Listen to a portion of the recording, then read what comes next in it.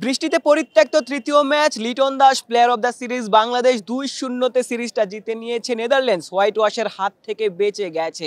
বাংলাদেশ অনবদ্য একটা batting performance show করেছিল। ওই পাওয়ার প্লেতে লিটন দাস দুর্দান্ত ব্যাটিং করেছিলেন। 4 ওভারে 1 বলেই বাংলাদেশের রানটা পৌঁছে গিয়েছিল 60 রানে। তারপরই বৃষ্টির বাগড়া এবং মোমেন্টাম হারানো। বাংলাদেশ যেই 4 ওভার থেকে 60টা রান তুলে ফেলেছিল, পরের 6 ওভারে বাংলাদেশ 20 রান কিংবা 25 রান করতে পেরেছে এবং গোটা ম্যাচ জুড়ে এই বৃষ্টির আধিপত্য ছিল। গোটা 2-1 বার আসলে ম্যাচটা বন্ধ হয়েছে। দ্বিতীয়বার যখন বন্ধ হয়েছিল তারপর আর শুরু করা যায়নি। বাংলাদেশ ওই 18 ওভারের পরে আর ব্যাটিং নামতে পারেনি। নেদারল্যান্ডস ব্যাটিংয়ে আসতে পারেনি। নেদারল্যান্ডস নিজেদের ভাগ্যবান ভাবতে পারেন, কারণ তারা এই ম্যাচে ওই হার থেকে বেঁচে গেল। সিরিজটা 3-0-তে হোয়াইট ওয়াশ হওয়ার হাত থেকে বেঁচে গেল। আমি যদি একটু দেখাতে যে আমার পেছনে দর্শকরা আসলে এর আগের ম্যাচও এভাবেই যাচ্ছিলেন, ঘরে ফিরছিলেন, তারা আসলে হতাশ হয়ে ফিরছিলেন, কারণ এর আগের ম্যাচে নেদারল্যান্ডস 103 রানে অল আউট হয়ে গিয়েছিল। বাংলাদেশ খুব কম ওভারের মধ্যে আসলে জিতে গিয়েছিল। 41 বল আগেই বাংলাদেশ হয়তোবা ম্যাচটা জিতে নিয়েছিল এবং আজকের দিনেও তারা আসলে হতাশ হয়েই ফিরছেন, কারণ তাদের ওই প্রিয় দল জিতবে আজকের ম্যাচটা, এই দৃশ্যটা তারা না দেখেই ঘরে ফিরছেন এবং তারা আসলে আরও একবার হতাশা নিয়েই আসলে ঘরে ফিরছেন। বাংলাদেশের ব্যাটিং পারফরমেন্সের কথা যদি বলতে চাই, লিটন দাসের কথা বারবার ঘুরে ফিরে আসবে।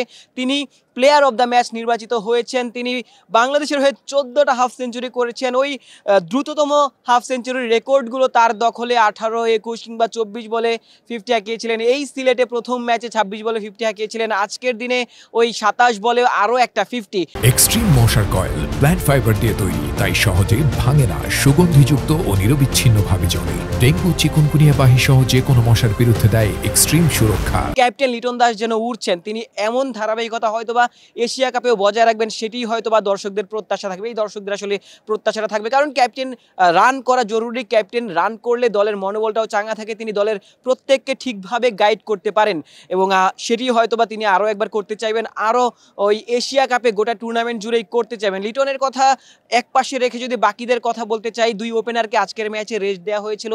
2 ওপেনার ছাড়া আজকের ম্যাচে ওপেন করেছিলেন লিটন দাসের সাথে সাইফ হাসান। লম্বা সময় পর ফিরেছিলেন, প্রথম ম্যাচটা দুর্দান্ত ব্যাটিং করেছিলেন, তবে আজকে হয়তো নামের প্রতি সুবিচার করতে পারেননি। 3 নম্বর যিনি ব্যাটিং করেছেন তার কথা না বললেই নয়, তাওহিদ হৃদয়। অনেকটা গা ছাড়া ভাবি কি তাওহিদ হৃদয়ের মধ্যে ফুটে উঠেছিল। তাওহিদ হৃদয় আজকের ম্যাচে বলের থেকে কম রান করেছেন, রানের থেকে বেশি বল খেলেছেন। তাওহিদ হৃদয় হয়তোবা এই ম্যাচের পারফরমেন্সটা তিনি ভুলে যেতে চাইবেন। আগের 2 ম্যাচে তিনি ব্যাটিংয়ের সুযোগ পাননি। ওই টপ মিডল অর্ডারের যেই পজিশনটায় তাওহিদ হৃদয় খেলে থাকেন, সেখানটাতে তার কোনো কম্পিটিটর ছিল না। তবে সোহান এসেছেন, সাইফ হাসান রয়েছেন দলের মধ্যে।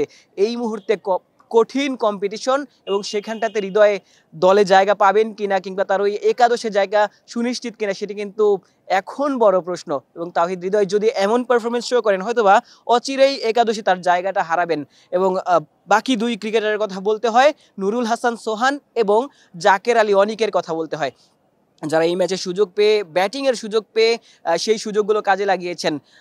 সোহানের কথা আলাদা করেই বলতে হয়, কারণ সোহান আসলে লম্বা সময় পর, প্রায় 3 বছর পর তিনি দলে ফিরেছিলেন। সেই জায়গাটাতে তিনি 11 বলে 22 রানের যে ইনিংসটা খেলেছেন, প্রায় 200 স্ট্রাইক রেটে তিনি ব্যাটিং করেছেন। এই ইনিংসটা তাকে আসলে একটু বাড়তি কনফিডেন্স দেবে এশিয়া কাপে যেহেতু তিনি রয়েছেন, এবং তিনি যখন সুযোগ পাবেন ওই ফিনিশার রোলটাতে তিনি হয়তোবা সুযোগগুলো কাজে লাগাতে চাইবেন।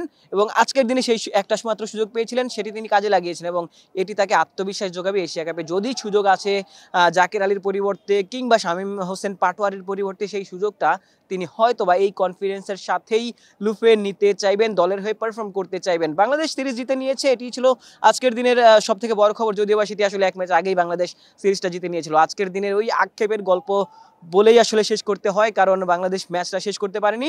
3-0-তে ক্লিন সুইপ করা যায়নি, তবে লিটনদের পারফরমেন্স হয়তোবা দর্শকদের আশা জুগিয়েছে, হয়তোবা দর্শকদের আনন্দ দিয়েছে। এই সিলেট আন্তর্জাতিক ক্রিকেট স্টেডিয়াম থেকে সব গল্পই আসলে আপনাদের সাথে শেয়ার করার চেষ্টা করেছি। বাংলাদেশ দলের of and of the field যতগুলো গল্প ছিল, যতগুলো নিউজ ছিল, আপনাদের জানানোর চেষ্টা করেছি। তবে আজকের দিনের পর আমরাও হয়তোবা ঢাকায় ফিরে যাব। গোটা সিরিজ জুড়ে আপনাদের সাথে ছিলাম আমি, আশিক সারোয়ার, আমার সাথে ছিলেন কাজী রুবেল ক্যামেরা, এবং নিউজ 24-এর সাথে আপনারা ছিলেন। এবং আপনাদের সবাইকে ধন্যবাদ জানিয়ে শেষ করছি।